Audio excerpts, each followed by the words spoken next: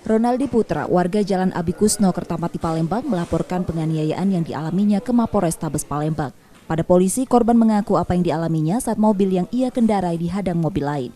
Korban kemudian menanyakan apa yang terjadi, tiba-tiba turun 3 orang tak dikenalnya langsung menodong korban ke dalam mobil dan menganiaya hingga tangannya patah.